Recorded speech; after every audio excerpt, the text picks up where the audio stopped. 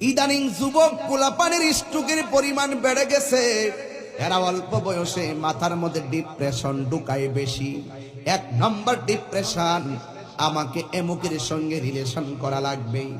2 নম্বর হলো তাকে না পেলে আমি মরেই যাব। 3 নম্বর খুব তাড়াতাড়ি অনেক বড় লোক হতে হবে। এইরকম ডিপ্রেশন করতে করতে যখন সে হতাশ হয়ে যায়, তখন তার বুকের মাঝে ব্যথা তৈরি হয়ে যায়। ব্যথা হওয়ার পরে হৃদরোগ হয়ে যায়, হৃদরোগ হওয়ার পরে ব্লক হয়ে যায়, ব্লক হওয়ার পরে স্ট্রোক করে মারা যায়।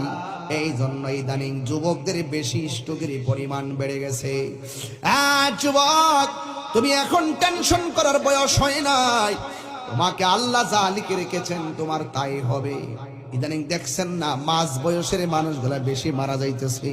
আল্লাহর রহমতে অনেক মুরব্বীরা পোলা পানের চাইতে অনেক ভালো আছে। কথা বলেন ঠিক কিনা? কেন ভালো আছে? ওই মুরব্বীদের মাথার মধ্যে বাজে চিন্তা নাই, আর পোলা পানের মাথার ভিতরে শুধুমাত্র বাজে টেনশন।